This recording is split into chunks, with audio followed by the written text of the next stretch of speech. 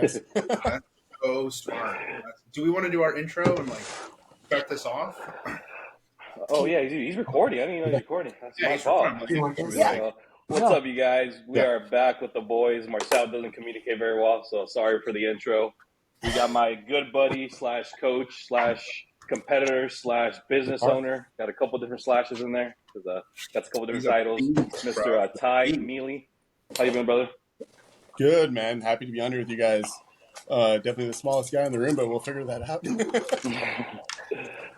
Actually, speaking about that, do you have any competition plans? And you still aiming for that, or is that? No, I haven't in a long time, dude. I know it's been a while. Yeah. My autoimmune stuff's been kicking my ass. See you later, love you. My autoimmune stuff's been kicking my ass. Like my armpits are leaking, a bunch of weird shit, and they can't really figure it out. Fun shit about it, the issues that I have, the majority of them that have the same autoimmune disease as me is like overweight women. So I don't know how in the hell I ended up in that same category because the shit to help it is like lose weight, be active. I'm like, well, check those boxes. So I don't know. Maybe my hormones are that off or some shit. Who knows? That's wild, man. Yeah, no, I know it's been a while, but when was the exact last time you competed? Was it in 2020, 2021? I think October of 21. I did a show in Utah in October. I was freezing my ass off. Not sure I thought October in Utah would be a good idea, but it was fun. Oh, froze up there a little bit. You're looking huge. Is that me? Like I just saw that like little transformation picture you posted. Oh, it's because I'm standing by myself, dude. Yeah, but you look. Those EOS bathrooms, looking big, my guy. It's an impressive picture. Hold up, I'm trying to pull you up, Ty. All right. Yeah, Ty, would you like to introduce yourself and kind of what you do? Maybe tell us like some of the services and stuff you offer, where you're located. Pitch yourself, like the next couple. Man, let's hear about you. So Ty Mealey, I own Titan Wellness. We have a location in Tempe and one over in Phoenix in the Biltmore. We do all kinds of stuff from peptides, hormones, blood work, massage therapy. Just got into laser hair removal and all that fun stuff. Trying to think. I need some of that. List of like 40 things behind me on the board over there, but that's pretty much the gist of it. All that stuff. If you're broken, we can fix you. If you're not broken, we can help you stay not broken. So, yes. That's what you're looking like right now, bro? No, that was like probably 2 months ago before my armpits fell out. Okay, I was like, Jesus, dude, you're still looking really good for you to be on that I wish, bro. That was this year, yeah. That was in January before my health shit started flaring up. All right, so Ty, if somebody wanted to come to you and get your services, what would that person be looking for? Like if somebody wanted to lose weight, they would come to me. What kind of person would come to you? Who do you help? We literally help its general population. So if you want to just live a longer, healthier life, you want to take some years off your life, or take some pretty much regain your youth, we do all that fun stuff for you. So that kind of thing is people come in, we're going to address blood work, full panels, check all the stuff your primary care doesn't, vitamin deficiencies, all kinds of fun stuff, food sensitivity. Pretty much check and see what's going on in your life and how we can make it better, whether it's health-related, recovery, Botox, filler, aesthetics, all that fun stuff. And you're located in Scottsdale and Tempe, you said? Yeah, we're over in Tempe near the airport, and then I have one over in Phoenix at like 24th and Camelback near the Biltmore Shopping Center. Gotcha. Do you offer anything online for people that might not be from those areas? Yeah, so we can treat patients remotely in pretty much every state except for California and Texas are the only places that we can't ship things to. Because I know you do the semaglutide and that kind of stuff too, so there's certain places that are compounding pharmacies just for some reason don't like. You can't get anything to California, bro. Yep. Yeah, which is crazy because even half the places that are making this stuff are in California, but they won't ship to it. So, yeah. Beautiful. Okay. So Ty, let's say my name is Marcel, right? And I work out, but I'm pretty beat up here and there. I get some joint pains, aches or whatnot. And I come to you guys, right, at Titan Wellness, and I say, hey, my name is Marcel. I need you to fix me, right? So what are the options that you guys offer? How do you start? Do you do blood work? Do you do any kind of diagnosis or anything like that? How do you start off the process? And maybe even tell us, like, what do services that you offer, not only what their benefits are, but also maybe what the costs are for some people. Because I think a lot of people think that anything that has to do with, blood work per se, all of a sudden they're like thousands of dollars, and they're like, I don't have 50,000 to fix myself. So maybe tell us, what you could do to help just like the general population that likes to stay healthy and train. No, absolutely, yeah. So like in your case, that if you were just cold calling coming in out of the blue, through our website, it has a whole landing page for all that stuff. You check boxes, plug in your info. The first step we always do with people, when it's anything medical related, is going to be blood work. So we simply, just because we can't really treat anything or diagnose unless we can kind of see how the bigger picture is. And we even push the same thing when people reach out for any kind of our training and like group fitness, personal training, whatever, is we want to see what that blood work looks like, just because I'm sure, as you guys all know, someone can be eating great and exercising, but if internally their hormones are off, they got to check engine light on, there's nothing you can do to really fix that. So from that, we gather your insurance information if you have that, because we can work with SmartQuest and local lab companies to do your labs through them, so you're not paying like you said, hundreds of dollars out of pocket, because that's what most places will get you for cash pay. And from there, so like you said, lab request goes out to you from my medical director. You can pop into SnorQuest or whatever lab center is closest to you. They take about 3 to 5 days to get the results back to us, and then that's reviewed by one of my doctors and one of my medical staff to pretty much see, hey, you're good, you're not good, what are the services you're looking for. We hop on a phone call or have you come into one of our locations to check us out. And in your case, like you said, you're feeling beat up. We offer like the peptides and stuff. So Transcend is a really big, popular online like peptide hormone company. We have the exact same compounding pharmacy that they do. So we have access to all the same stuff they do. And from what I'm aware of, we're priced pretty competitively with them. So BPC 157, your CJC Ipamorelin, Tesamorelin, IGF-1, probably sounds like, if somebody doesn't know what I'm talking about, just ramping off a bunch of letters and stuff. Yeah. But yeah, we can help your joints, make you look younger. There's stuff for cognitive function. So in my case, I have ADHD and I'm like a squirrel and all over the place. So I take some of the stuff for that. That's like a nasal spray. That's not like kids' meth. So yeah. But yeah, from there, plug in some blood work. We can review it, hop on a phone call to make sure you're not dying. And then from there, one of my specialists will pretty much point you in the direction of where you want to go. And we only simply charge a $50 lab review for the blood work. And then we bill the rest of your insurance. Wow. And then from there, it depends on the route you want to go with testosterone replacement therapy, peptides, Botox, laser hair removal, filler, all the fun shit. So you said all 50 states except California and Texas. Yep. Texas. Really? Okay. Texas is pretty lenient with the laws on that, no? Yeah, exactly. And my compounding pharmacy is in Texas, but I can't ship to Texas. Yeah. Empower or Olympia? We're using Revive RX. So isn't it crazy that a lot of the compounding pharmacies, they need to be like a type or a level 3, I believe, at least a level 3 facility in order for them to sell anything that has to do with compounds, right? And then a regular FDA approved lab has to be like a level fucking 4 or 5, right? Yeah. I might be talking out of my ass, but that's what I believe that's what I read. The 503A and I think it was 503B, so it's like patient specific. So in our case, we don't dispense anything out of office. So if you want things, we can check it, diagnose it, and then we have the compounding pharmacy ship it straight to you, just so you're getting it directly. Whereas I know some places will have it on hand, but to do that, there's a lot more liability and issues you have to deal with. So like I said, but also you're running the cost of having perishable things on hand. So didn't really want to mess with that. So, but yeah. For sure. No, that's awesome. So, do you guys work with like bodybuilder blood work and stuff like that as well too? So for competitors, at least, my nurse practitioner that will review your labs, they actually an IFBB Women's Physique Pro. So she's very versed with looking at labs 4-6 weeks post show, and things are not quite in healthy or optimal ranges. It's not going to be something that's going to be taboo to her because she's very familiar with the sport and those kind of things. So we're safe. You can come in and tell us you're on X, Y, and Z, and we're not going to run up the chain and try to get you in trouble just because we're making these choices. And that's such a key note right there what you said. She's been in it. She knows what to see, what to expect. You know, a regular doctor will see some stuff and freak out, make you freak out even more. You know what I mean? Yep. And or some shit like more. Yeah, exactly. Yeah, I've had clients come to me like, "Hey, my doctor's freaking out about this. You know, my AST, ALT, and my creatinine and my bone levels." And I'm like, "Did they ask you any questions? If you trained maybe the day before? Like, did you train the day before?" They're like, "Yeah, I hit an awesome leg session." I'm like, "That's probably the reason why they're skyrocketed. Why? Trust me, you're okay. You know what I mean? But there's just certain things that a doctor, I think, should ask, especially somebody that looks like they work out. I think the first few questions that they should be asking somebody is like, okay, did you go and train really hard before this? You know what I mean? Did you hydrate yourself properly before your blood test? Did you eat certain things? Like, why are your triglycerides super high? Did you have a cheat meal before you went? So piggyback off of that, how does somebody, what do you guys expect people to do prior to a blood draw? Is there any specific protocol? Do you have them fast?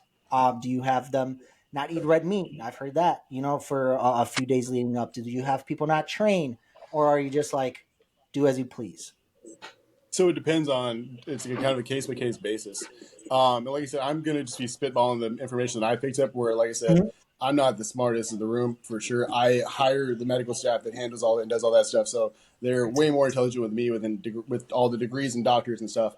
But like I said, our basic thing that we always try to request is, depending on if we're pulling glucose and lipids and things like that, they might have to be in a fasted state.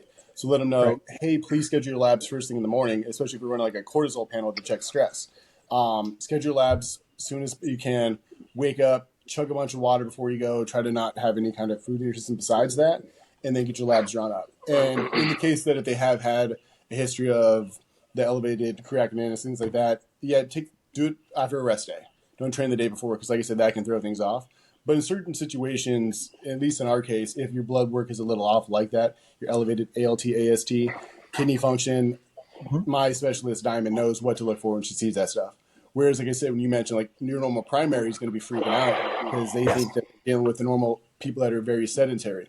Whereas you come in and your testosterone's at 200 or 300, like, oh, you're fine. You have the testosterone of a 70-year-old man. Yeah, that's not how I want to function and feel. So, yeah. Oh, right on. Yeah, I think also, and then it creates kind of a boundary between your doctor and as a client or a patient, because Absolutely. then you feel like you can't tell them the truth, because right away you feel like that judgment coming off. Yep. You're getting judged. You can't just tell somebody, yeah, I'm taking some testosterone. Yeah, I'm taking this. Yeah, I'm taking that. Yes, I'm optimizing my hormones for what I do. So I think it's very important that clinics like you can take care of people properly without feeling that stigma that you sometimes feel when you don't have a good primary care doctor that will be like, okay, that's what you're doing. That's fine.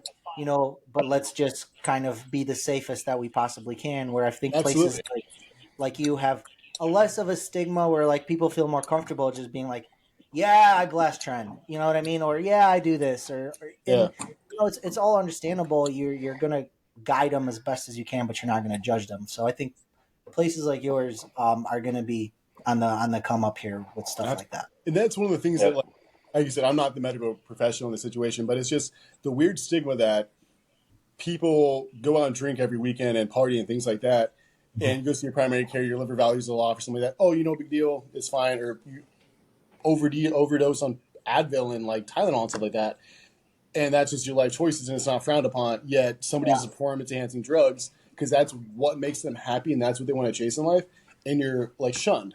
I don't know. That's always been a weird concept to me, man. Like you said, I'm not trying to make it seem okay to, blast a bunch of shit and mess your body up, but at the same time, let everyone pick and choose their own poison. Yeah. That's what it's just, especially in this situation, is if that's what truly makes somebody happy, that they want to look that way and feel that way, do it. If they're not hurting anyone else, fuck it. Because in all reality, you're like, right, by we, I'm saying like competitors. What competitors do, is it the healthiest? No, right? But what's the worst evil? Like going out and drinking and getting fucked up every weekend? What's that too? But where do we draw the line? Are we going to tell people that are fat and they're eating some greasy food, oh, you don't be doing that? Where should the, you know what I mean? Why is that different compared to what we're doing when it comes to competing? So it's like there's like just a stigma around performance enhancing drugs. And I actually want to bring something up. I don't know if you guys have seen that enhanced games, the thing they're trying to promote. So that's actually, I think, something that's something in the works. I don't know if you can pull that up quick, Marcel. There's like a story on it, an article, and they're like, I guess it's gonna be all your regular Olympic sports, but enhanced. There's gonna be no like, I don't know how that works exactly, but hey, I'm all about it. Let's see what the best athletes in the world can do.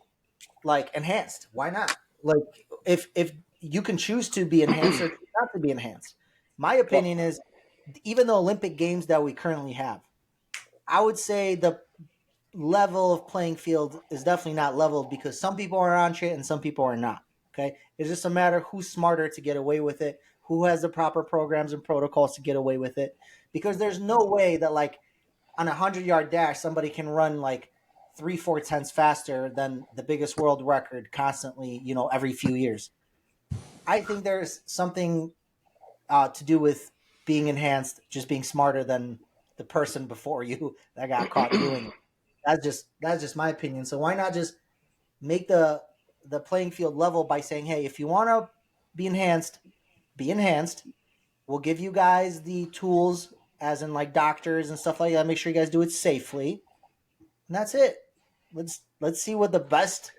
Or not even safely, it's like you said earlier. Like we know how many of the guys who are at the Olympics at the highest levels of sports, they are already taking stuff. It's already like been proven in the past. They find ways to like trick the system.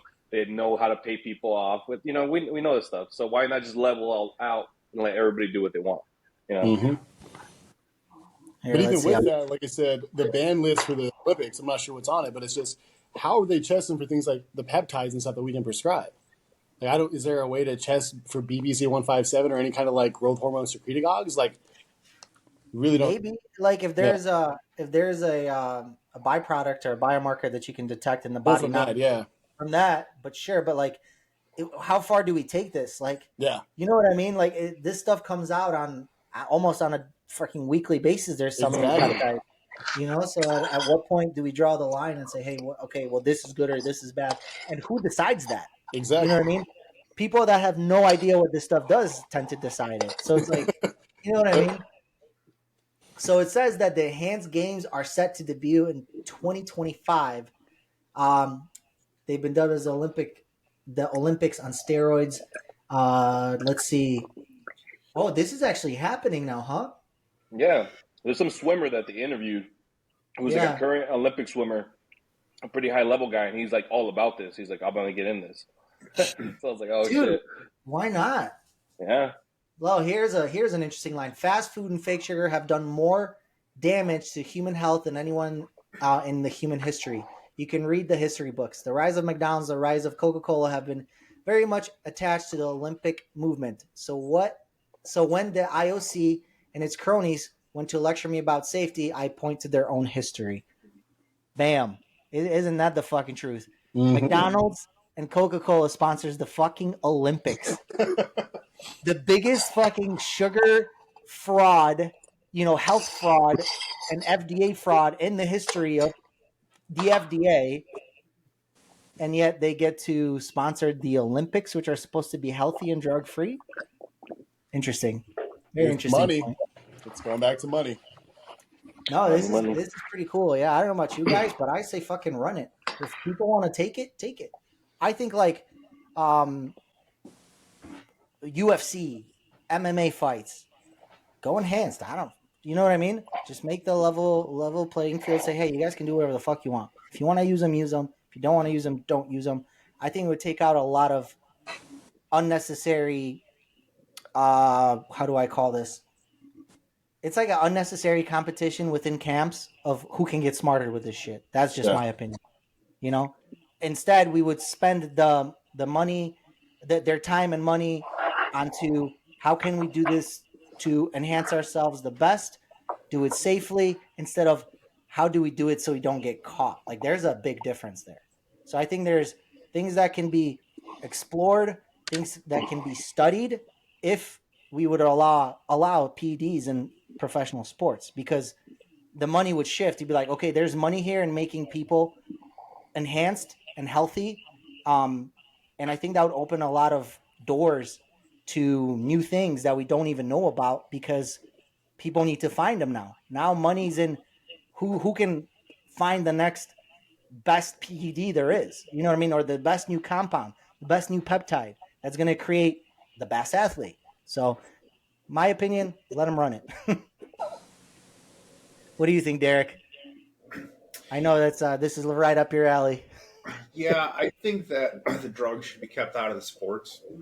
And I think the primary reason for that is look at the high schoolers that are influenced by the IFBB pros who are openly on drugs.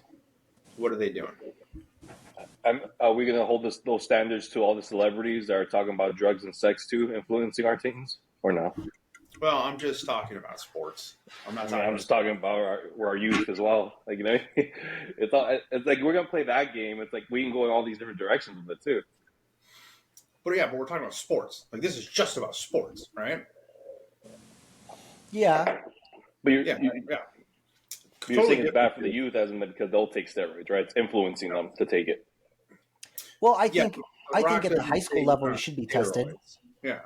So The Rock's not coming out and saying he's on steroids. Most of these athletes don't say they're on steroids. They're all on steroids, but they don't say it. So if you want to look like, Ryan Reynolds or The Rock, you're going to go and train, you're going to eat, and you're going to do everything the best you can when you're like 16 and 17. But if you're looking at C-Bomb and Ronnie Coleman, and you're looking at, you start moving on to levels like Bradley Martin. Well, Bradley Martin openly talks about gear, and if you're a 16 or 17-year-old, you're going to think that you need to take gear to get there. So I don't think that the professional athletes should be taking drugs whatsoever. If they're going to do it behind closed doors. Don't talk about it, because I think a lot of the teenagers that look up to them that want to go into the sports or are already doing the sports in high school will start using drugs just to push themselves to that competitive level. So I think openly allowing drugs would just dramatically increase the amount of students that are taking, like the amount of younger kids that start taking drugs earlier and earlier and earlier. Then you're going to get 14-year-olds, 13-year-olds, 12-year-olds, 11-year-olds that start taking it. Right. So I just think it would be a widespread usage of anabolics. But Do you think at all that it's happening at all right now currently? Would you guys guess it is, or a little bit because of the whole bodybuilding influencer community coming out. The widespread use of steroids has dramatically increased in teenagers because of what's going on social media. So imagine if you just let it run loose with every football player, every soccer player, every swimmer, every athlete, every teenager would be taking steroids. But now listen, we're not saying like, hey, fucking for NFL stars to be on a commercial, fucking check this out. You know what I mean? The fucking when you test 300, you know what I mean? The best stuff I've ever taken. You know what I mean? Buy it now, $19.99. So we're not talking about them openly like commercializing it. All I'm saying is, say, cut that part out of the rule book. That's all it is, and then everybody else does as they please. I'm not saying commercialize it, but let them do it. You know what I mean? Obviously, I think high school and collegiate sports, should those be tested? Yeah, you're still not fully developed. Yes, you're not making money from this yet. You're not truly a professional yet, even though if you're in a Division I NCAA, you're a fucking superstar, before you even make it out of college a lot of the time, depending on what sports you're playing, of course. But I think in the professional, like you're making money, like why not this goes as deep as like using growth hormone or getting stem cells. Like in the UFC, you can't do stem cells for, they just recently, I think, allowed that to happen. So it's like, or they can't do an IV back to rehydrate. It's just stuff like that even, that, it's like, why are we not allowing them to do this? It's a normal thing. Like somebody goes to the hospital because they're dehydrated. What are they going to do? Give them an IV. Why can't we give an IV to somebody to just cut weight? Why is that? Do you think that the use of steroids has run rampant in bodybuilding? Fuck yeah. So why 100%. Would that not happen with football? Why wouldn't it not happen with baseball? With bodybuilding, you're talking checks of like $10,000 if you want a pro show. Yeah. Football, you're talking checks of hundreds of millions of dollars. Everyone is going to be on steroids. And if you want to go into sports, you're going to need to be on just as many steroids. But devil's advocate, right? Kids are going to use them. But devil's advocate, what level of steroid usage are we talking about? Bodybuilding is an extreme dollar check. Yeah, but if you're like being on trend is not going to necessarily help you be a better football player. You see what I'm saying? Like it's gonna make you get bigger. It's gonna make you I just think there's certain drugs that you just in bodybuilding that you need, like that you will not use in the same amounts in other sports. We're training to just be big. they're training to be athletes. I guess There's a difference there, in my opinion. We're cosmetic, they're performance. A good example of this is going to answer the question: is how much drugs are these guys going to use in this game? What are they using, and is it going to be a significant amount? As soon as we can start getting the reports of what the top guys that win are taking, then we can look at that and say that's responsible, or holy shit, that's way too much. But even somebody like let's say Barry Bonds, right? Like, did he look to you like he was fucking juiced out of his mind? Yo, maybe towards the end, maybe for a baseball player, yeah. For a baseball Lance player, Armstrong would be a good example for this. No, he did not look like he was juiced out of his mind. You know what I mean? Keiko big as shit. Yeah, he was pretty big. Yeah. But here's what I'm heading at, dude. Now look at any NFL linebacker or running back. We're talking about 250-pound dudes that are extremely fast and build like shit brick houses, and you're telling me that they don't take a fucking thing? There's no way that you can be like that without anything. There's no fucking way. Dude, I mean, maybe some freaks, sure. But hundreds of them? No way. No, that's what I'll say. I played a low level of high school football and basketball, and I was around all that. And there's guys taking stuff back then, man. And and it was just because it was like everyone's looking to get an edge. So you're telling me not everyone's thinking that way? I think a lot of people think that way when they were trying to get into any sport. I want to be good. I want to be the best. I'm willing to take a little bit of something to make me that, And some of them just like I decided wrestling all the time, man. Like, that's what I'm saying. It's just these guys don't look it because they don't go for the cosmetic. John Jones got busted all the time for UFC, And you look at him. He looks like he was skinny fat all the time. I love John. But it's because exactly what you're saying. They're for performance. We won't be able to tell with a lot of them unless, maybe a few of them that were maybe taking crazy dosages or whatever. But their performances will be way improved. Their recovery will be better. They're probably going to be in less pain. Their quality of life will be improved. So why wouldn't we want them enhanced? And then on top of that, check this out. I am looking strictly at football, and I'm not going to say a name because whatever, but you graduate high school, right? You are I'm not going to say the number, but you're in the top 5 high school football recruits in the country. LSU. Okay. You leave your high school team at 168 pounds. You're a skilled position player in football. You start your freshman year of college, a mere fucking 6 months later, and you are 205 pounds looking like a fucking shit brick house. 100% natural. Absolutely. Explain. Did you guys explain or teach me? Teach me. Yeah. Fucking teach me. You know what I mean? I'm not. That stuff. Yeah. See what I'm saying? So, okay. So we are basically what we're doing right now is who gets away with it. Yeah, who's cheating the system?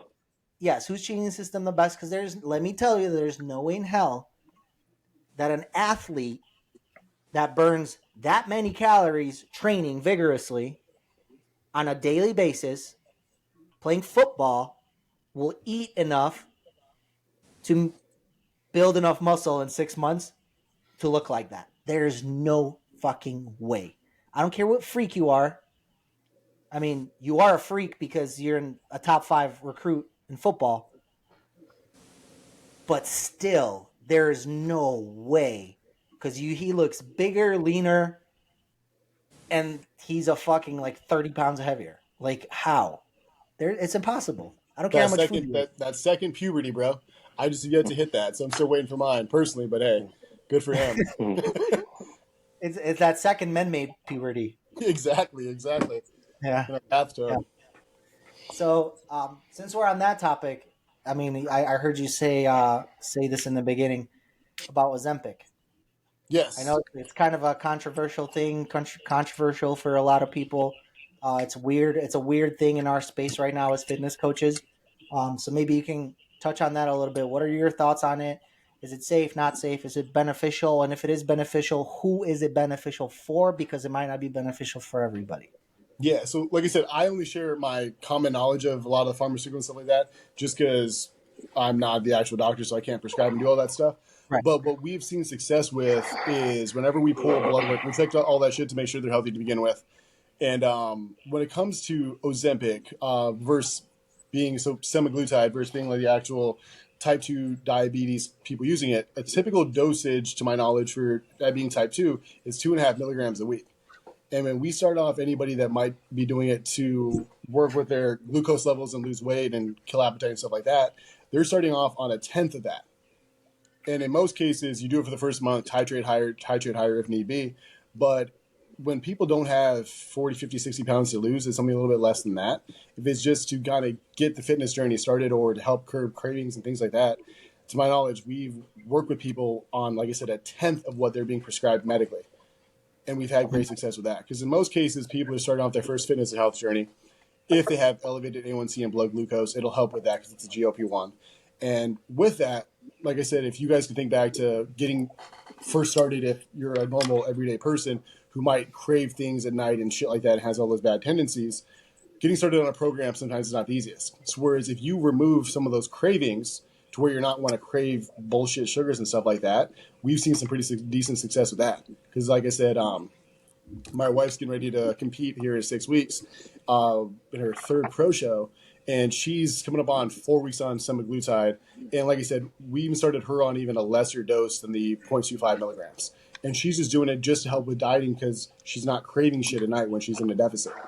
So, like I said, we're all for it. But like I said, we're making sure that people's hormones are also being monitored. Whereas I've heard other like med spas and shit are just, oh, you're coming in and you want to lose weight. Here, we're going to stab you, crank up a nice high dose of semaglutide, have a good day. No, we're making sure that their nutrition's working, their thyroid function's working, hormones, they're actually exercising and all that shit. Just because if, like I said, and my medical team knows that if we have a patient come in that's not making progress and we see them even say on the weekends drinking and doing it constantly, we're not going to kind of push that just because I don't want to put a Band-Aid on something when they're just not going to do the work on the back end. Yeah. There you go. Yeah, use that as a boost, not as a an aid. Yeah. Have you noticed that any of the patients you've had come off of it, or anybody that's come to you on a high dose and you pull them off, have you noticed that they're a little bit resistant to losing weight when you pull them off? We've only, like I said, we don't do a ton of it just because I'm not the most for it. If people are really pushing, want to do it. But in the situations, none of our current patients, we've had any issues with that. But I have had patients come over from other clinics that are men who have been simply put on semaglutide when they don't pull hormones and things like that. And yeah, it's cool. You'll see someone in a month lose 10, 15 pounds. But when we check them on our in-body, they're showing skeletal muscle mass is dropping just as fast as body fat.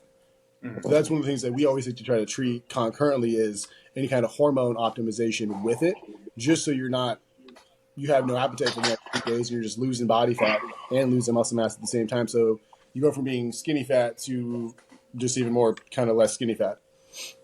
Yeah. I think what people don't realize, like just not eating period, which what happens to a lot of people on semaglutide is not good for you. You need to retain your lean tissue because the only thing that truly controls how fast or how slow your metabolism is the amount of lean body mass that you have, because lean body mass burns a lot more calories than post-fatty tissue, right? Exactly. So I think where a lot of people go wrong, they're like, oh, I'm getting older, my metabolism slowed down. No bullshit. Okay, you just are a lot less active, so you retain a lot less lean body mass. Therefore, your metabolism has slowed down. Well, your metabolism has slowed down. You have less lean tissue, so it requires less of a caloric intake for you to maintain whatever you have, right? Yeah. So I think what a lot of people don't realize, okay, I'm going to take semaglutide and I just don't eat. Okay. And then on top of that, you feel like shit in the gym, right? Because you're not eating now. So your energy is super low. So you start feeling weaker. And all of a sudden you're starting to pull off this lean tissue that's very important for you as well. So I think that's the thing that people need to really realize about semaglutide, that it's great as a tool in certain applications, in my opinion. Yeah. But it's not for everybody, because if you just don't eat, don't train, take semaglutide, weight's flying off, it's not all fun and games, because there will be issues down the road where you took off a lot of lean tissue and then you start trying to pull off the semaglutide and all of a sudden your cravings start coming back up slowly. You know what I mean? You start getting it out of your system and all of a sudden you're like, shit, I want to eat this. And now you have a slower metabolism. It doesn't go through you like it did before. And now you can kind of start compounding those steps of it just becoming a bigger disaster than it needs to be. So semaglutide, in my opinion, is like, it's a tool to be used in proper applications, but it's not a Band-Aid for everybody. Just like anything else that we do. So It reminds me a lot of, I'm sure I don't know if you guys remember, but HCG used to be the biggest trend back in the day for med spas. And the same shit with that. It was a 700 calorie diet with HCG because it would prevent you from catabolic and losing muscle mass. And they're just having people eat apples and coffee. And it's crazy that the same thing. We're not checking all the other shit or instilling good habits. We're just, here, let me take your money and send you on your way and have a nice day. It's kind of how people sometimes use steroids, right? It's how we're talking about that. They think they just take it and it puts muscle mass on them, and they think that's if only the it was key. that easy. Right, exactly. Well, how about this? How many times, like, Derek knows that somebody hits you up and they're like, because Derek has a high volume of clients, how many times are people more interested in what am I going to take than what am I going to eat and how am I going to train? Almost 90% of the time, right, Derek? I mean, how many people do you have? What am I going to take, coach? Let's start with the right foot forward instead of going ass backwards here. So I just asked him, like, okay, when's the last time you did blood work? And then we go from there. So it's always, like a year and a half ago. How many cycles? Like, okay, 7. the next question is, do you have insurance? And then we just have him get blood work. Yeah. For some, I think it's important to mention that I've got a client that's taken it, and he's a little bit younger, but he doesn't really understand that taking semaglutide, injecting yourself with semaglutide, does not make you lose weight. You don't lose more weight faster. It has nothing to do with your metabolism or the amount of calories you burn. You think of semaglutide as an injection that makes you less hungry. The problem with semaglutide is when you're not hungry, you don't eat anything. If you don't eat anything, two things happen. Not enough food, and then not enough energy to work out. If you don't work out, you can't retain muscle. And if you don't have enough food, you lose muscle and fat at the same time. So anybody listening to this, more semaglutide just makes you less hungry. But if you don't eat anything and you don't work out, that's when you have problems. So if you're taking it or going to take it, make sure that you just take a little bit so you're not snacking or eating outside of your diet, and then make sure you work out. Very important to mention that. It's perfectly fine to use. The only biggest side effect I've seen is it's going to slow down your digestion and you might get constipated. It's funny because my mom asked me 17 times, my own mom, right? She asked me 17 times what I think of, semaglutide, and I tell her she's active, she works out, but she doesn't watch her diet whatsoever. And I'm like, that is your problem. All you have to do is fix your diet. She does like 4 cycling classes a day. She's fucking mental. You know what I mean? She trains, she works out a lot. But for her, it was like, no, I'm going to take semaglutide. And what happened? She took semaglutide, and she did tell me, like, oh, I don't feel as good in the gym. And I'm like, no shit, because you probably don't eat now. Yeah. And then you see her now, and she's just like a smaller version of her previous self almost. Same amount of fat, but less muscle. And I'm like, you have a son that does this. You know what I mean? But here's the thing: she won't listen to me about it. But I think now she gets it. So I can see how people totally that are like blue to this. They read about it, they hear about it, they see the befores and afters. They're like, oh, this is fucking fantastic. I got this shit. Let's go. I can diet and not crave anything. This is fucking fantastic. And they think more is better. Yeah. But it's a tool that can be deployed in certain situations, but not for everybody and with the right amounts, just like with everything else. Absolutely. Yeah. I'm gonna have to hit you up, Ty. We're gonna have to talk to you more. I might start using you for my labs and stuff too. Yeah, absolutely. We're happy to help out. They're even making fun of it, calling it Ozempic ass, just because in most cases that people are just hopping on it and not doing shit else. Most people you're going to see, you're just losing your muscle mass, and most people losing their ass cheeks altogether. So, But even with that, I like it. Oh yeah, and it's funny because all of our reps from all of our like Botox and filler and shit like that are coming in, and they're like, "Oh, do you guys do semaglutide? Cool.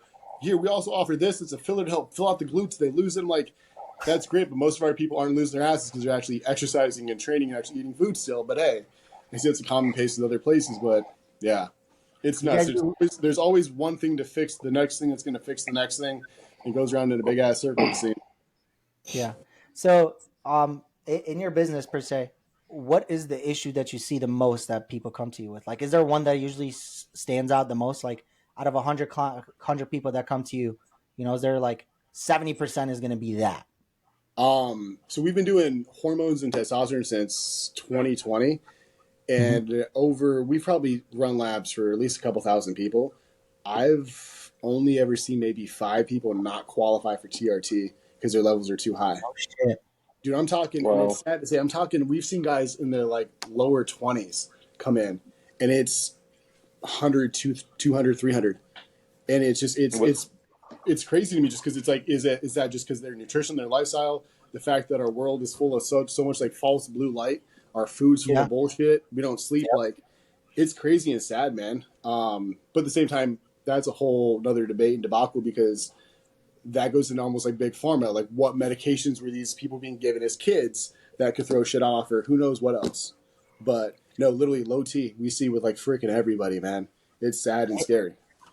That's wild. I think it's a problem in itself where, you know, people feel like shit and they don't even know that they feel like shit. Yeah, because it doesn't You know happen. what I mean? It takes months and months for, I'm sure, your levels to come down to whereas you kind of just get to that being your new norm.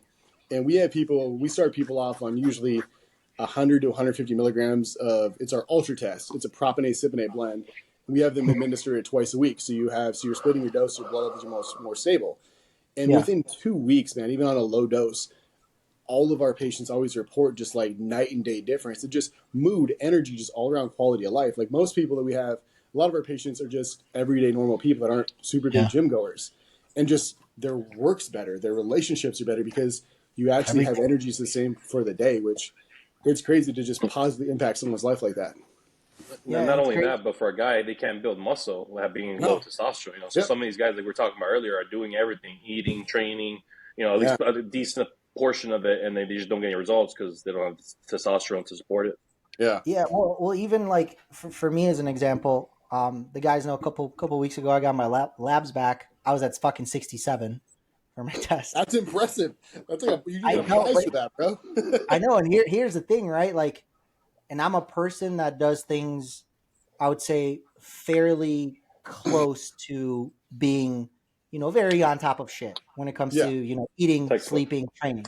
You know what I mean? I'm not perfect, but I make it a priority to be as good as I possibly can be on that type of stuff. And 3 weeks leading up to those labs, I started feeling, I mean, shit, but I didn't know what it was. Like my pressing started, like my strength and my pressing started coming down. My body felt a bit softer, but the worst part, I started sleeping like shit. I started breaking out, and I never break out ever. I could be on a competition cycle and I'll never break out. Yep. So I started breaking out, started sleeping. I got anxious. I can sleep properly. I was moody, irritable. It's like almost the total opposite of what people would think that I would be on super high test. You know what I mean? Like they're like, oh, but it was the total opposite. So, people, and then I got back on, you know, proper shit, and all of a sudden I feel like I could flip cars. And and at the time I didn't know that I was feeling that bad. I didn't. Now that I look back at it, I was like, yeah, I was feeling pretty fucking run down. I just was kind of ignoring it and put it in my right pocket and keep going. I thought I was just, I don't know, having an off few weeks or whatnot. Yeah. And that's one of the things that, like, because we can pull labs and stuff, I would love to see the data on, say you compete and then post-show you discontinue your testosterone use. Mm-hmm. At what rate and what frequency does your body does it metabolize out? Like, say, 2 days after the show, you're coming in at 3,000, and then we test you every Friday after that for the next month. Like, how fast does that trickle down? Because I got into a debate with one of my clients because he was pinning once a week, and he was on 160 megs a test a week, and he pinned every Friday. So I was like, all right, bro, here's 2 lab slips. I want you to go on Monday and on Friday before your next shot. Yeah. So on Friday, took his 150 or 60 megs a test, and it was just cypionate. And then on Monday, labs are drawn. He was at 1340. And then on Friday, labs are drawn before his next shot. He was at like 780. So we showed that peak in the valley that fast. To whereas when you're even supplementing, to whereas like I said, that's why we had him pitch to twice a week. And that's why we have everyone do twice a week to just have that blood level more consistent. But like I said, I would love to see post-show or post-discontinuing any kind of compound, at what rate does it come out of your body? So we have a better idea. Like when you say talk to people, like, hey, yeah, I've been off this for X amount of time. I think I feel fine. Well, if it takes, say, 4 to 6 weeks of your body to really hit that bottom out, you're not going to notice shit. Right. So I would be interested in doing that. Shit. if we want to get together and do it, I'll draw labs daily after a show just to kind of see what kind of rate this goes at. We just need to figure out what we're going to tell your insurance you're doing it for, so they don't go ahead and kick it back. We can figure some shit out for sure. Yeah. We'll figure that out either way, but I think that would be a cool thing to see for sure. No, absolutely. I've never done that closely. I've done like 4 or 5 weeks apart, but never like a couple days or a week. You know what I mean? Just to see kind of what rate that goes at. But then also with that, we could do it almost to where as we have you come down, have you come back up, and then have you try out instead of just popping back on tests, like enclomiphene and HCG. And then with that, like I said, if post-show your liver values are thrown off because of X, Y, and Z orals, we can treat with like glutathione or some kind of injectable antioxidant. It'd be kind of cool to see, like on a weekly basis, pull like your comprehensive metabolic panel, like your hormones, and just see how coming off everything and then having you go back on to things to be healthy, how does the human body change in this situation? To show people, like, does this thing actually do shit? Well, yeah, being on just enclomiphene and HCG, I went from being 67 to a week later I was at this, 2 weeks later I was at this, and kind of on from there. Just because, we have that data to provide to people because everyone knows it does it, but at what rate? For sure. Yeah. Do you guys offer things like injectable glutathione? Yeah. We do full IV bags, hormones, NAD. Like the same thing that Derek mentioned earlier, like the different compounding pharmacies, like there's access to a bunch of stuff. And then as of November 1st, they're supposed to pull certain biologics like peptides, but we still have access to them because I'm guessing, I think my compounding pharmacy mentioned that they bulk order the products so they can use them until they run out or something like that. So like I said, we have those on hand until we can have access to those until they decide to run out. Isn't it a 90-day window that after the FDA pulls something, you get 90 days to run out of it? I'm not quite sure. Like I said, I know that's on the compounding pharmacy and not me. But I know I noticed it when Transcend, they pulled everything. Transcend was still running all their ads for everything. So that was a little weird because if there's no more biologics in certain compounds, how are they still running? Because they're doing 100 times the business I'm doing, if not more. So probably just trying to get the rest of the stock cleared out, Yeah. Which, like I said, we have the same compounding pharmacy that they do, and they still have stuff, so we still have access to it until they run out, too. So maybe the memo didn't make it to the marketing department. Yeah, exactly. They're spending $1,000 a day and just throwing money away, whatever works. Yeah, probably just don't know they have to shut it off yet. So somebody will figure it out. It'll be an intern. They'll get Yeah, exactly. That's a whole different ballgame. Like the compounding pharmacies, FDA, and all this fucking. It's just weird how it all works and how it all functions and who controls it all, and you know what I mean. Even things like something. It's on the tip of my tongue. What was just pulled from regular sale? Anavar, sure, but I'm talking even it wasn't prescription. It's on the tip of my tongue. Bronchate and Primatine. What was it? Yeah, they pulled that, obviously. Yeah, that used to be just go grab it at the pharmacy. But yeah, but I was talking about not Tuca. It was it TUDCA? No, you can still get Tefka. It wasn't. Let me see. It did. They just. What was that, Derek? I know they were sending out. They were pushing. They're pulling Anavar, but all the compounding pharmacies that compounded on their own, they still have access to it.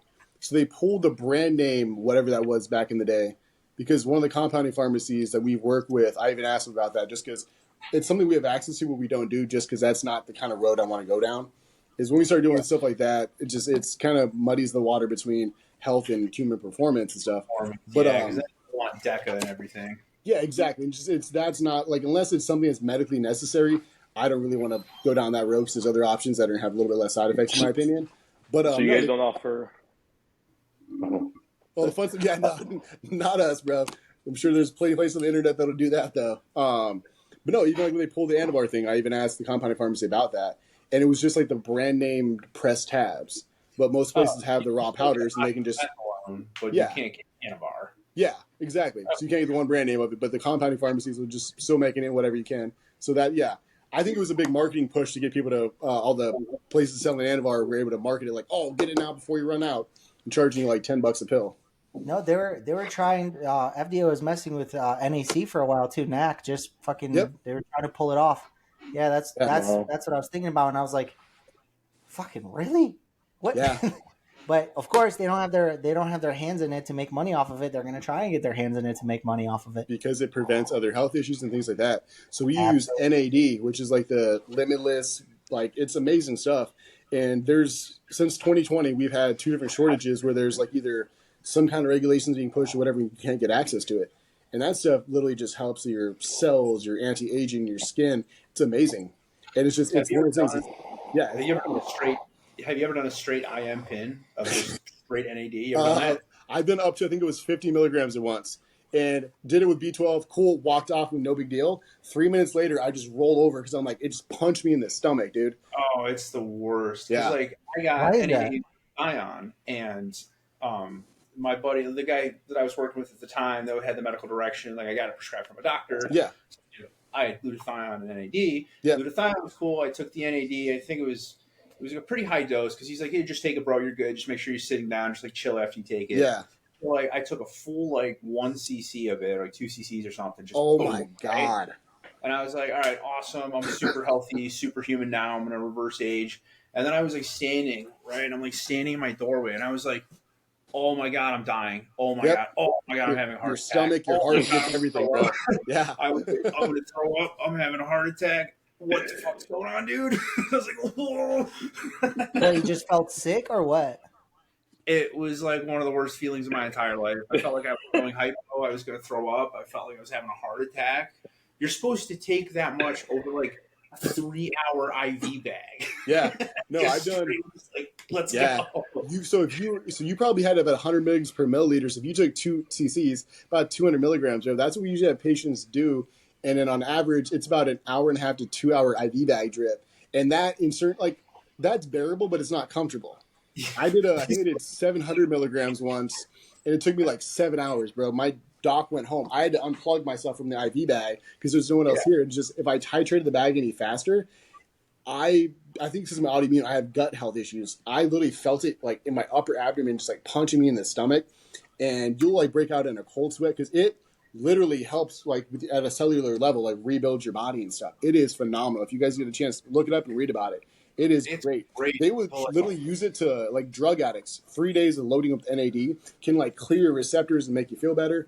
It's some phenomenal shit. So if somebody wants to come and do that, just come on by. Yeah, you can just come on in. You can plug in with that. Yeah, it's fun. I mean, we have a nice little dark IV bag room. Turn some nice romantic music on. You can sit there by yourself. And like I said, if I do that 3 days in a row, will I stop smoking weed? You actually might, bro. We can find out. We'll test his blood work to see what the testosterone levels are at. And we see if we can get you off some weed, man. You won't be the same. Shit. You'll be wondering what's wrong with him. No, I need to swing by. I'm gonna swing by, and I've never tried it. Okay, I'm gonna try it. Why not? I've done like 30 milligrams sub Q every couple days. And I mean, I like that just because on days that I do take it, I notice my mood's a little bit better. I do notice I have better energy levels, like no bullshit. Anytime I do those IV bags, the next day, like 5 a.m. rolls around, I get up to pee. I am wired and ready for the next day. And I'm good. And one bag will last me about like 7 to 10 days if I do a high milligram dose. And it's more like mind clarity. I feel a little bit better. My joints don't really hurt. But I mean, it's one of those things. It's not like you're dropping some Adderall or something where you're going to be hyper focused and like alert and cracked out. But it's just if you're aware of your own human body, you're going to notice little benefits here and there for sure. I think the biggest, most noticeable change in energy for me was when I did B12. Yeah. Because I did a full 1 ml of that, and I did that a couple times a week, and I was just pushing a ton of it. Yeah. And I would only sleep in like 4 to 5 hours at a time. And it was like I would go to bed, and then I would wake up super early. And I would just continue to do that and just not ever be tired. Because the amount of sleep that I needed was dramatically reduced. I just couldn't sleep anymore for some reason. So, but then it got to the point where I wasn't getting enough sleep because I wasn't tired. Yeah. But I was like mentally tired, but not physically tired. Your body's like, yep, running faster than your mind. Yeah. So don't overdose on B12. You know, I did notice. I'm trying to pull up my labs because you mentioned something about B12. I believe my labs, I had like skyrocket levels, and I had no idea from what. I'm trying to figure out how many minutes. I'm gonna pull up my blood work and I'm gonna see. Yeah.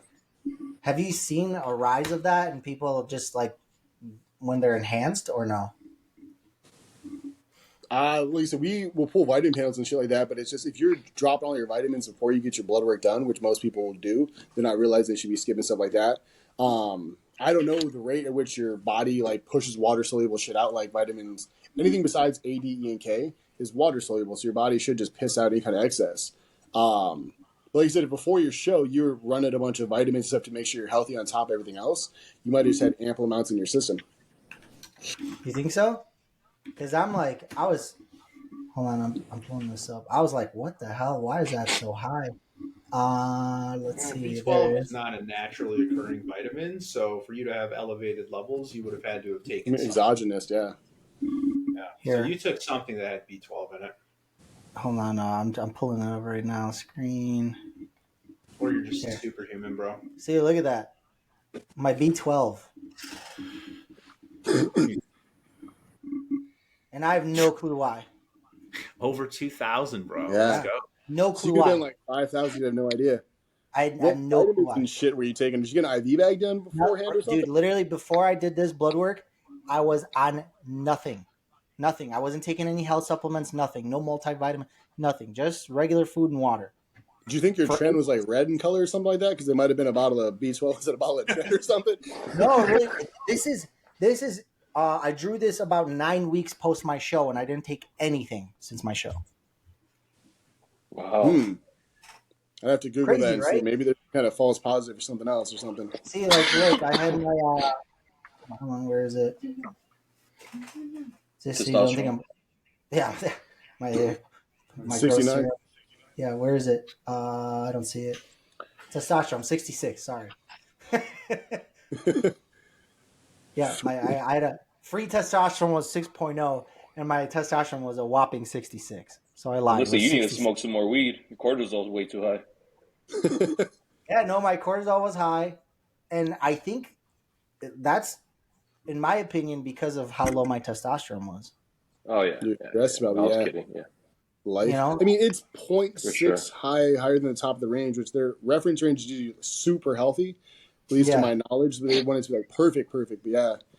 Yeah, and obviously my my T4 and my TSH, my thyroid did not come back to life. Wee bit. Yeah. So anyway, but I figured I would ask that question because I have no idea why that's so high. I literally that has to be like a false positive or something, like you said, because there's no way that it'd be that high without you taking something. Like, well, here's the thing. All right, so I'm gonna find my old blood work, see if see what happens here. See if hey, Ty, do you follow bodybuilding at all still? Like the sport Sometimes itself? I watched the Olympia while I was eating a bunch of food and stuff and pizza. So I was going to ask because we have the Arnold coming up and we have done a couple of wagers and stuff, and I want to see if you want to jump in with us. We're having a little top five. Follow that close. Like, if you don't know, let me Google some shit. I'll get back to you. Hey, Derek, I guess we can get you to do this now. Yeah, my number one pick has been removed, so yeah, like, we can throw you on the list if you want to pitch in $25. Winner takes all. $25. I think. Well, this is probably not the time to talk about bodybuilding because our guest. Well, he's pulling it up. I was letting him pull it up while I was killing time. Because I guess he wants to see if his B12 or his vitamin B was high before, right? Is that what you're going to check? That's what I'm looking at right now. Yeah, I'm trying to see. I didn't see it because your labs had current labs and previous labs shown, and it didn't have a previous lab shown for that B12 factor. Yeah, I don't see it on these old ones. I don't see my B12 on this one. My testosterone was at 1,300 on this one. Go see Ty, and we'll see if it's still high like that. Because if it is, there's something going on. No, I'm gonna come by, dude. I'm gonna come by, get some blood work done, see what we need to do. Absolutely. Hey, Ty, so you guys don't offer a TRT trend replacement therapy? No, is that not a thing with you guys? Bro, I wish there's no medical need for that stuff at all. I don't know, man. I feel great on trend. You guys don't offer the bodybuilding prep special? Oh, Trend Cleanse T3. What is it? Best you can do is some albuterol. I'll get you a puffer. We'll take it. Yeah. In your case, with your TSH and T4 being so low, bro, you might be actually a candidate for any kind of bioidentical fixing of that. Yeah, we're working on that right now already. I already got some T4 back in me because obviously my shit did not wake back up after prep. Yep.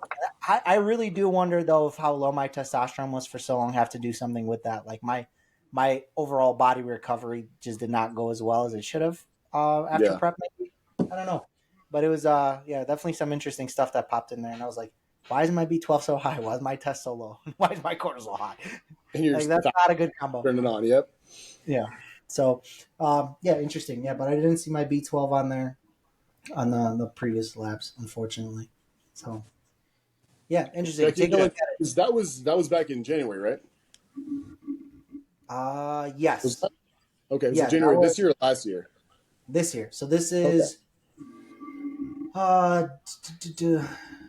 day collected. Okay, no, this is my older ones. These are, let's see. They do this password protected thing on these fucking lab results, and I always forget it. 9930116. Maybe.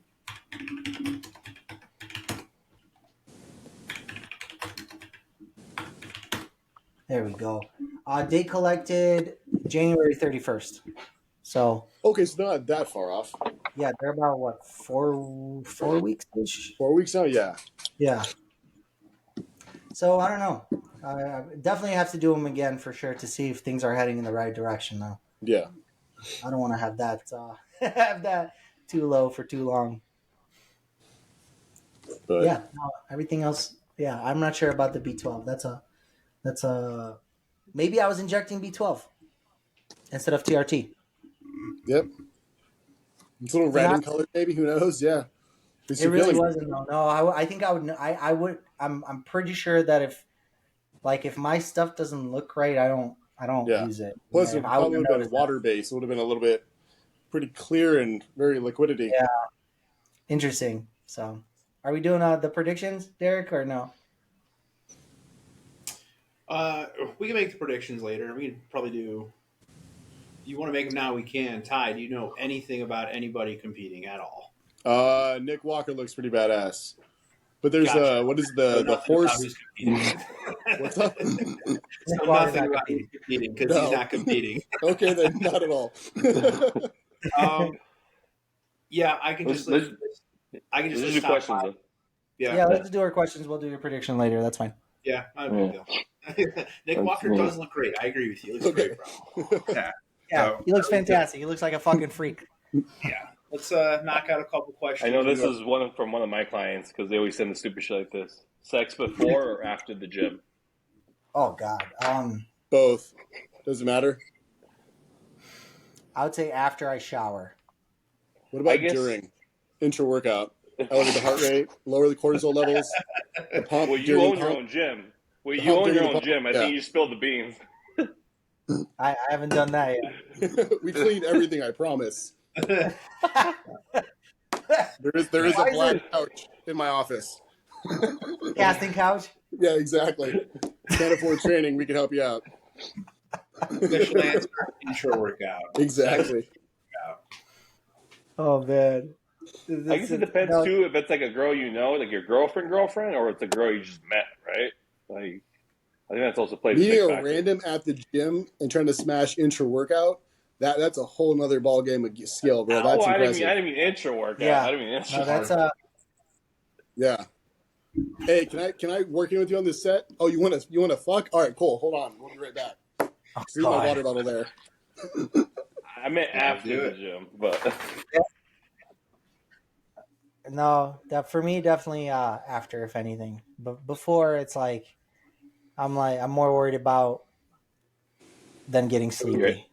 That's all it is for me. I'm going to bed. Yeah, 14 seconds. Good to go, guys. Let's go. The lift. That's it. Okay, so after the gym, before showering or after showering? Oh, God. Depends. Did the girl work out with you? Yeah.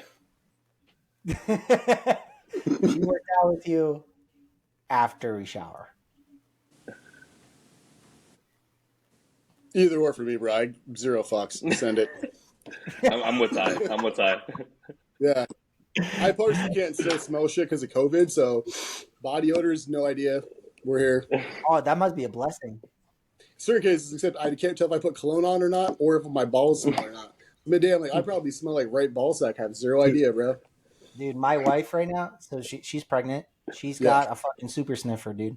She can smell anything and everything. Like she would be like, just randomly like, oh, I could smell you, and I'm like, what are you talking about? I'm like, I showered, I put on deodorant, like I'm not stinky. And she's like, no, I could smell it. I could smell you. Your feet, you can smell your feet through your shoes, bro, or something. Dude, it's crazy. She's got a super sniffer right now. It's insane. Yeah. Like she will literally be in the gym and she can be like, I'm nauseous. I'm like, from what? She's like, I smell somebody's BO and I don't smell a fucking thing. You know what There's I mean? no one else in the gym. Yeah, it's just the gym. Yeah, there's no one else near us. So I'm like, holy fuck, that sucks. I'm like, can you imagine what dogs feel like all the time? Yeah. Fuck. Bring your fucking dog to a gym, you're a dick. Yeah. All right, next All right, question. next. Pet peeve. This is as a gym owner, so I guess this is towards Ty, but we could all kind of answer it, I guess. Pet peeve as a gym owner for Ty, and then the rest of us. I mean, I was a manager, so I can kind of relate, I guess. Re-racking weights, bro.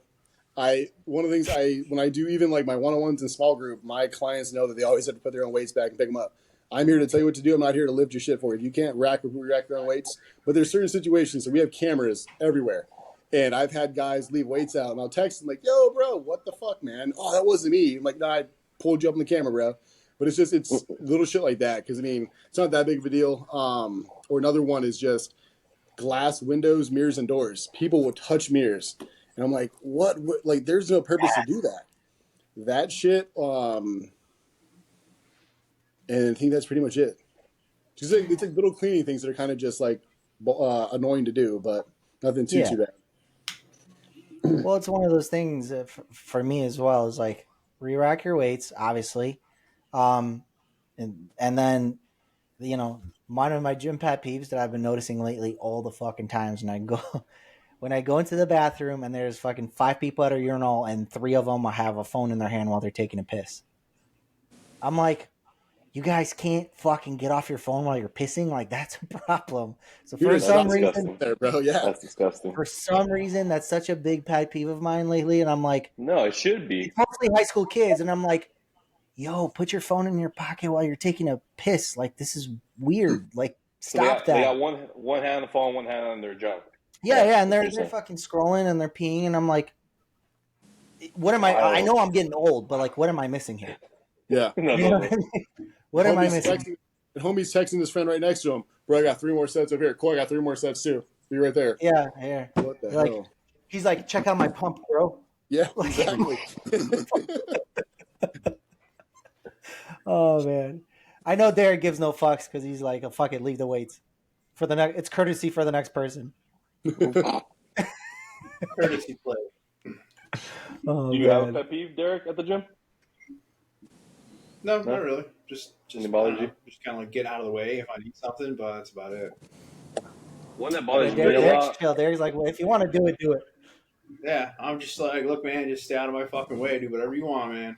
Besides, I guess, get pretty annoyed by, because every gym's always got the one guy that boxes. Every gym's always got one guy that does the fucking calisthenics. And every gym's got the one guy who just like talks to everybody and tries to be everybody's friend, and he's just kind of like a little bit annoying. And it's like you always got that one fucking weird old dude. Like always got that like one weird old dude who wears like a World War II veteran hat or something. And he's just like angry all the time. Who's that? There's like one more. Don't put our vets down like that. Yeah. Okay, you don't even know if they were in. They didn't even know if they were veteran, bro. I swear to fuck, man. He's always in the locker room, chilling with his balls out. Yeah, he's always in the locker room. That guy. Hey, Gary's a nice guy. Like, the guys that drive me nuts the most, like the people that take their fucking shoes off in the gym, like go. Oh God, that's my new one.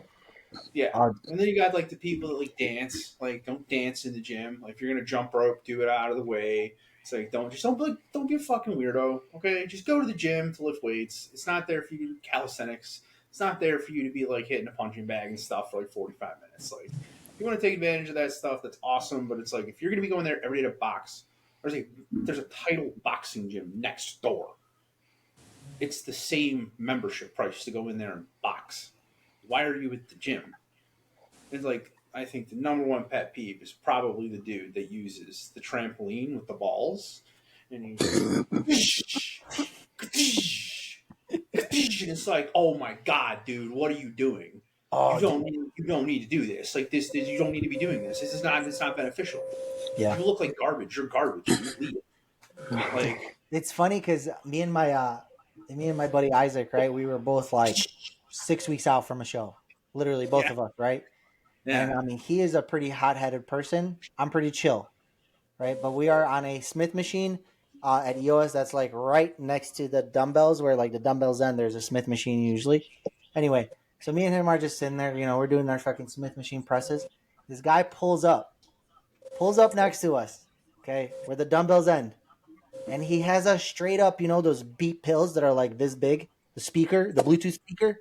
And he is blasting music on a fucking Bluetooth speaker that's the size of like 3 of my heads. And he just fucking sets this down. And it's just like the most ghetto shit you could think of that's playing, like, fuck her, fuck this, and he's just fucking going to town. And Isaac looks at me, he's like, bro, dude, if it's a problem if I can hear him through my fucking giant Beat headphones. Like, and he's just going at it. Like, what makes people think that that's okay? And what makes the gym staff not say anything to this guy? Bro, he just wrote that song. He's ready to show everyone his mixtape and his demo. It's because they don't hand out CDs anymore, bro. They know there's a CD player. What are you going to do? Just got to bring my beats, go to the gym, and drop my sick beats. But here's the thing, though. That is literally a cry for attention. Why else would you do that? You can't tell me that you are a full-grown – this is an adult. This dude's like 35 years old at least, right? And I'm like, you can't tell me that your ass thinks that this is okay. You know that this is not okay, but you're fucking doing it. They do. I've been the manager for multiple corporate gyms, like EOS's type, all that stuff.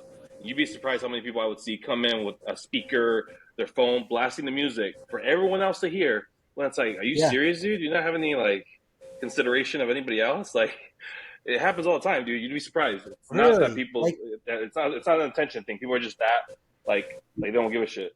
That like the part with me, like, it must be, dude.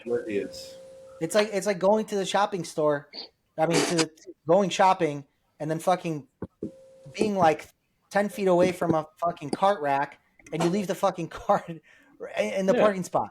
It's like, do you have zero courtesy? I'm like, they literally hire people to literally help people like you be ignorant.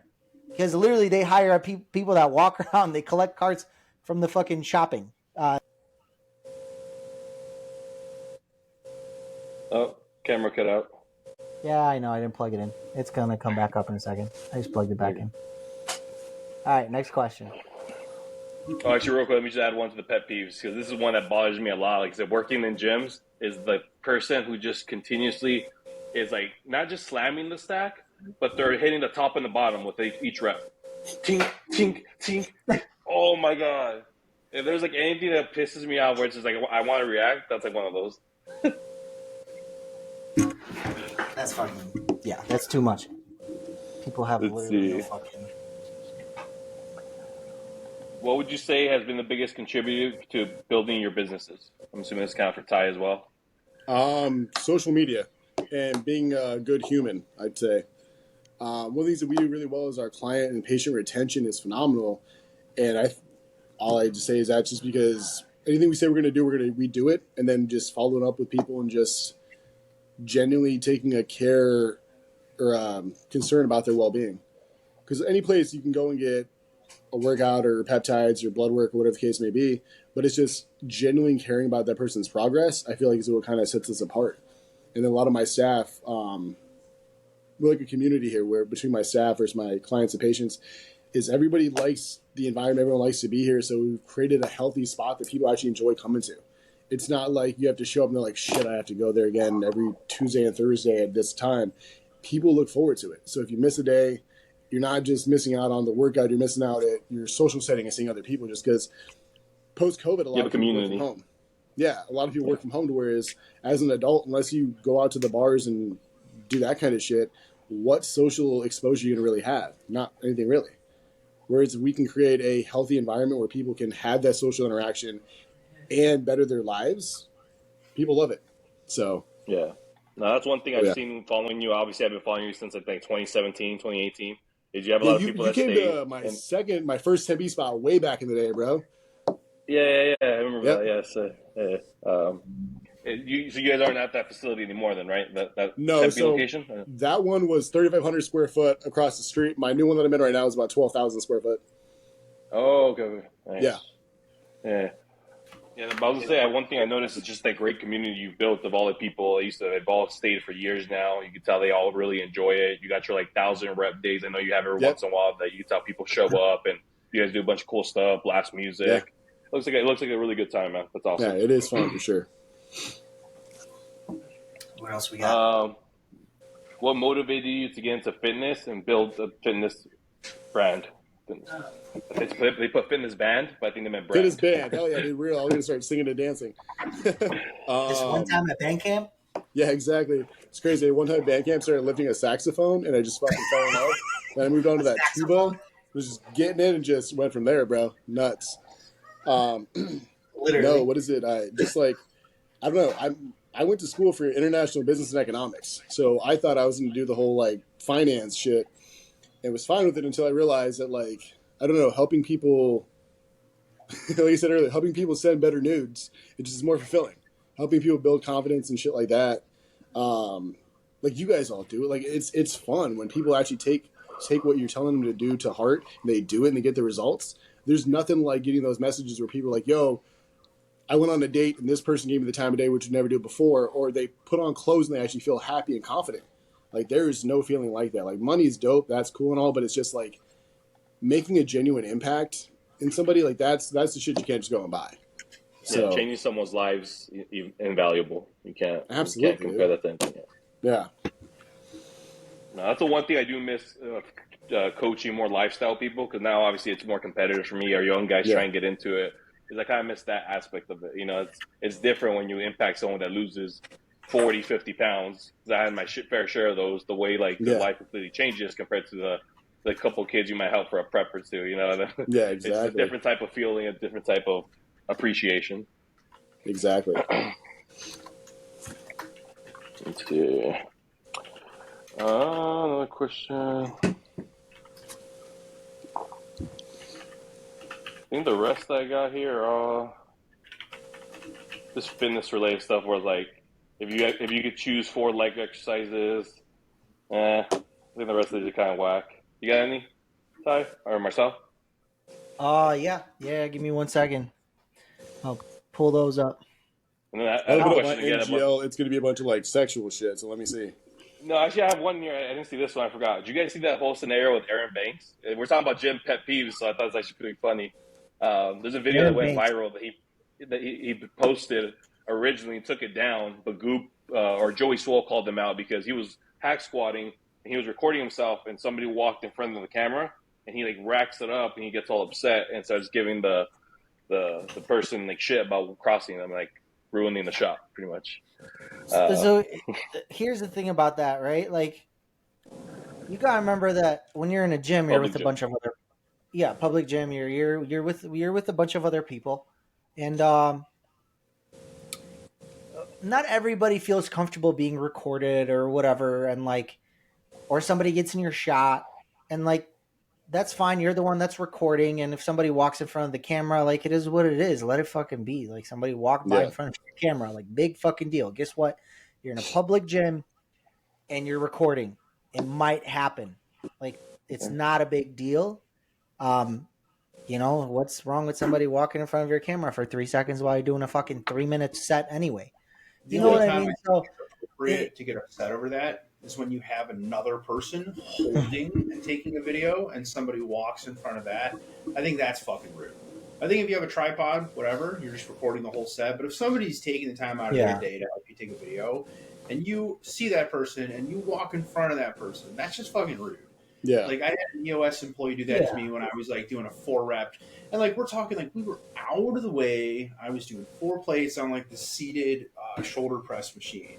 And it was like the machine was here and then the turf was here. And then like my buddy was standing off the turf. There was like 2 feet between me and the machine. This dude made it a priority to walk back and forth in front of my buddy with the camera twice. that was just fucking rude, dude. Like, there are levels to it. If you're out of the way and the camera is clearly put in a spot where you can just walk around it, if you don't see it, whatever. But like, dude, if you look at my camera and you walk directly in front of it and there's room to go around and it's not in your way, you're just being an asshole, dude. Yeah. Like, this is how I feed my family, bro. This is how I feed my family. Yeah. Like, there's times where it's like, okay, you know, busy gym, the tripod's in the middle of the gym, in the way, people need to walk through it. Okay, yeah, whatever. But it's like, don't be an asshole. Like, come on. Like, I understand, like, oh, tripod bad, you can't film in here. I'm going to walk through it to piss you off. But, like, come on, dude. Like, there's level with this, right? Just be a good person. Like, both people. Yeah, and, like, and then, like, so a weird thing that happened with me, like, a manager from Mountainside came up to me. My wife was, like, recording a set of me doing laterals, and she's like, oh, you can't record in this gym. And I'm like, well, I'm not. I'm making sure that we don't get anybody like in the shots and stuff like that. And when my wife is taping me, she's very respectful. Like, she makes sure she doesn't get in anybody's way. And if somebody needs to cross, she's always like, "No, go ahead. You're fine. Don't mind us. We're the ones getting in your way. Do what you got to do." You know. She even go as far as like telling people when she's filming me that she's like, "Oh, it's only shows like his face a lot of the time. You're not going to be in the shot." You know what I mean? If we're in your way, let us know. Like she's literally that person that goes out of their way to talk to everybody to make sure that everybody's okay with it around it. Me, I'm just like, I don't give a fuck. If I'm not getting anybody's way, like I'm not gonna go out of my way to tell somebody that we're recording, but I make sure that I don't get in anybody's way. She tells people. But anyway, a manager comes up to us and says, "Hey, you can't record in here anymore." I'm like, since when? I've been in this gym for a year. You know what I mean? I've recorded my entire prep. And then I'm like, I see what happened. Somebody went and complained, and they had a problem with me recording something, and somebody told them, so they had to tell me that there's no recording. But I don't understand why that bugs people if they're not anywhere near the shot. We're not getting in your way. We're not taking a piece of equipment longer because we're taking like 100 takes. It's literally like a 5-second clip of me doing something, and that's it, you know? So if you are filming in a gym and you are respectful, like, fair game to me. Film away. Like, I understand it. It's either for your social media or to promote your business, or you just fucking look good and then you like having footage of you looking good. That's all power to you. Just don't get in anybody's way, and just be respectful, and don't get pissed off when somebody like crosses your shot or something. Yeah. It's gonna happen at some point. There's that dick that's even gonna, like Derek mentioned, that will purposefully walk in front of that. I feel like they're looking for your reaction on that. Literally, they're looking for you to react from that, because why the fuck else would you do it? So I think what would piss that person off more is if you're just like, good job, bro. Like, you walked in front. You know what I mean? I think that would piss them off if you just kind of played it off that way. Yeah. I used to train a couple clients here and there to get content, and I used to bring my video guy into EOS. So he'd bring in his like camera, and it was like one of those, you know, one of the nice ones, kind of like the ones, you know, big ass camera, like Sony, like a power shot or whatever, right? Yeah. And he used to come in like once a week or whatever. We would go in on like a Sunday when it was like real slow, and I would have competitors come in, and I would like work out with them. We would get content. So if you notice, like a year ago, I used to be posting a ton of gym content at EOS, and my social media was just skyrocketing, right? I had the manager of the EOS come up to me, and he's super cool dude. Like, I'm super cool with him. He doesn't care what I do, but he says, "Hey, I gotta have you stop training. Check this out, man." And he shows me an email of somebody that emailed in, and this is what they said. They said, "I want to train with your trainer, Coach Noble Bodybuilding. Here is his Instagram of him training his clients in your gym. Here is his Facebook with proof he's training clients in your gym. And here is proof that he brings in a video guy and records content in your gym. Here is all of his social media handles, and he definitely trains clients, so I want to sign up with him." Like, it was the most, because you know what they were shit, dude. Yeah, it was the most, because they weren't being like, "Oh, I want to train with this guy." They were like trying to get me like booted out of the OS. Yeah. So the manager was like, "Look, dude, 1, more discreet, 2, don't get caught." But it was like, really? Yeah, I think a lot of people have like, yeah. Like, I think the issue itself is not you recording with your clients and looking good. It's a deeper issue than that, because like, I don't know. I see somebody recording their nice cars or whatever. I get out of their way. I'm like, nice car, bro. Like, Yeah. you know what I mean? Do you? You know what I mean? So why is it different if you're recording your body because you have a nice body, you look good, you work hard for it? What's Yeah. the That problem was with the recording most it? spineless shit I've ever seen. Like, Well, I the hope person who that- sent that worded it that way because they know that a corporate gym, if they see that, the way they'll usually protect the business, the brand, is by kicking you out. You know, they knew oh, that. that's, You know what I mean? yeah, that's 'Cause, how. Yeah, but they didn't kick me out. They're just like, hey, dude, they warned you. Yeah. Yeah. keep it on Hey, the deal Luis, for a couple weeks.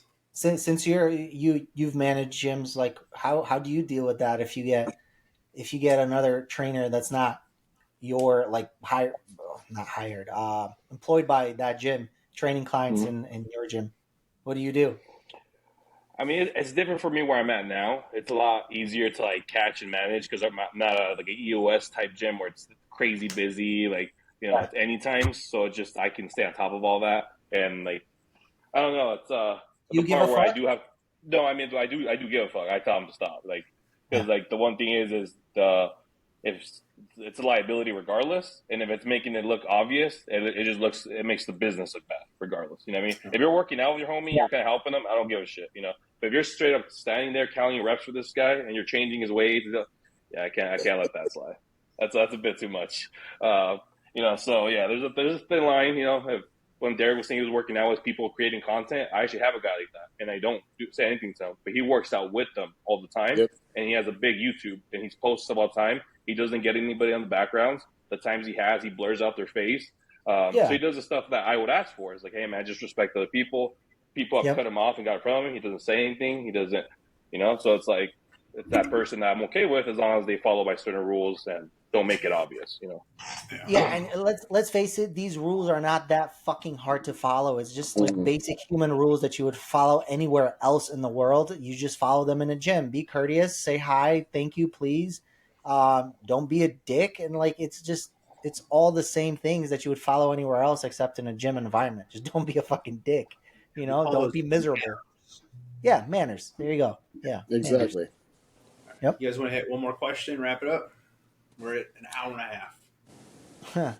Okay, so check this. Hold on, sorry. Let me pull this up again because I had it up and then I closed it because we started bullshitting about something else. This is an interesting one. Hold on, let me pull this up again so I could read it correctly. There was a debate. Like, I'm in one of these. I'm in one of these groups where like fitness groups where people ask questions and all this shit, and they look for like advice from people, which is a lot of times a terrible way to go, but it is what it is. I can't find this post now. Where is it? Anyway, but long story short, so this lady, she basically what she says is, "Hey, I'm halfway done through my prep. It was a 24-week prep. I'm halfway done through my prep.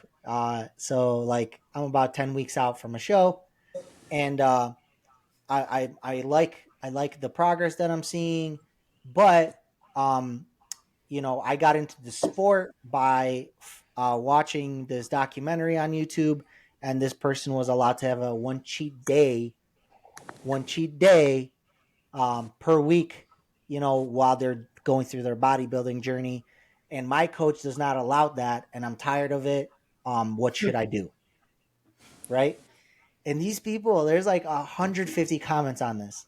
Okay, literally 150 comments on this post, and some people are like, "Oh, just go fucking have a cheat day. What's wrong with that?" You know what I mean? And then they're like brainwashing this lady that it's totally fine to have cheat days uh, during your prep. That like you should just be able to do it. Like, why are you not doing it? And I'm like, hold up, hold up. So you watch some documentary on YouTube, like before you start bodybuilding, documentary on YouTube. YouTube. Okay. So let's just get that out of the way. And somebody was allowed to have a cheat day per week. I'm guessing that was in the off season, or if they were doing that in prep, they probably weren't looking very good on stage. Okay. Unless you're a fucking 300-pound genetic freak like Nick Walker who can get away with that because he whatever, needs calories, or he's that big that it just doesn't matter that way. And these people are just like, everybody's putting in their input of, you should have a cheat meal, and then there's the other half that's like, no, you shouldn't have a cheat meal, and then there's that third third option that a lot of people are saying, are like, you have a coach that you're extremely happy with, and you're extremely happy with your progress, but you're pissed off at him that he's not giving you a cheat day once per week. Like, maybe you should talk to him. So what are your guys's, because this is like always a controversial topic in our space, is like, is there a need for a cheat meal or a cheat day during prep? Because I think there really isn't. Situational. Very situational, right? But we're talking about Cheat a days lady that says she's happy with her progress, and she's happy with everything, that the way she's looking, but she's pissed off at her coach that she won't give her a cheat day. Just sounds like she doesn't know what she's doing. She needs to communicate better with the coach. The coach needs to communicate better with her. And she probably mistook cheat day for cheat meal, and she's just mistaking the terms. There's no bodybuilding documentary that would be out there for any sort of competitor where, I want to try. first of all, it's a documentary. So obviously it's somebody who's probably already well established or is a professional.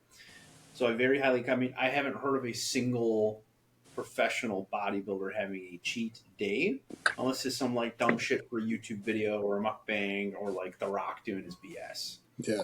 So I think it's just you ever heard of an ID10T error? What? You guys never know? Mm-mm. Okay, What was it? ID10T. So I used to work in tech support, and anytime we dealt with somebody that was like a little bit slower, we'd say they have an ID10T error. Go ahead, type it out on your phones, type it on your computer. ID10T. ID. Idiot. Yeah. We'd say yes, horrible case diagnosed with ID10T error. So she's probably just having an ID10T. Yeah. That's pretty funny. Yeah. Yep. Yeah. Cheat meals, those are okay. Cheat days, those are not okay. There should never be a case. I mean, the day after a show, sure, yeah, that's a cheat day. Fuck yeah, go have a cheat day. If you did good in your show, go enjoy yourself, get some electrolytes in, go have some food, gain 20 pounds, whatever. We'll fix it the next day. Congratulations. Yeah. You got on stage. Hell yeah. High five, bro. Eat whatever the fuck you want, man. Good work. But, no, cheat day, like, where the fuck is your self-control? It's disgusting. Yeah. My question is, what is this lady missing if she can't get done in one meal if that was the case? Like, is she just missing if she wants to do breakfast, lunch, and dinner? And if she even were to do that, if she were to track her calories, what is she really going to eat? Is she going to go drop 12,000 in a day? Or is she just mad that she's going to go have, like, avocado toast in the morning and then once brunch and then something at night? Like, there's so many variables, too, where it's like one person's cheat meal could be the equivalent of this lady's entire cheat day if she's like some weird ass that is a vegan and only wants to eat 4 things, but she can't have it because they don't serve it past 11 p.m. or some shit. Yeah, well, it's crazy because the comment that had the most fucking likes on that post is, I remember reading it to my wife and I'm like, oh, this guy nailed it on the head. I don't even got to say anything. And it goes, so you're willing to ruin 4 months of your hard work for a 10-minute burger? ?